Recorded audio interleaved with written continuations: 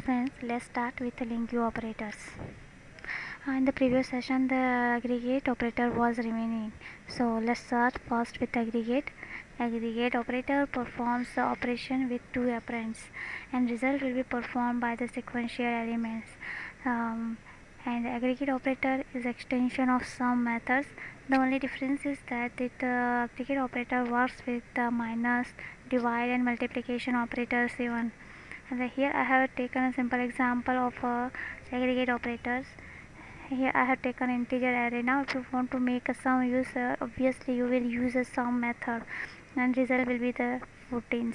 And now this same thing you can do with aggregate operators also, but the method will be method to make a result will be something different.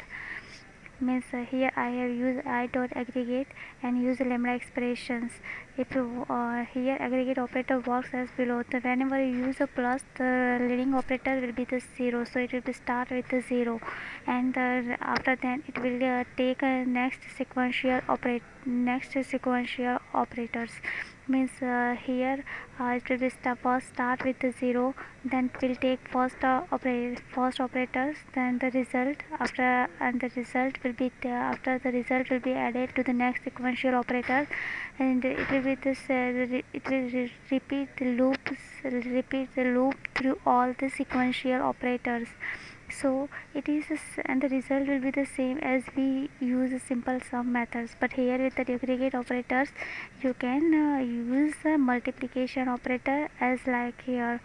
So and the multiplication operators obviously start with the 1, because if you write a 0, then always the result will be the 0. So the in multiplications the leading operator will be the 1. So 1 into 2 it will be the 2, and after the result will be multiplied by the next sequential operators. It will be go through all the sequential operators, and after then the result will be the result will be the multiplication of all the elements. So same way you can do with the divide and minus operator also. And now in this I have said like that in a plus it will start with the 0, in multiplications start with the ones. Here you can also define set your starting point. Means if you want to set your starting points, if you want that I want to start with multiplication with the leading 2, so you can also start with this.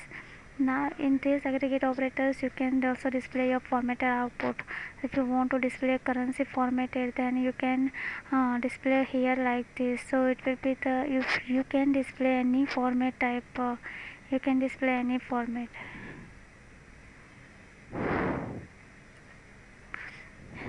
Here whenever you use aggregate operators, please we make sure that the source should not be a null, otherwise throw an error of invalid expression.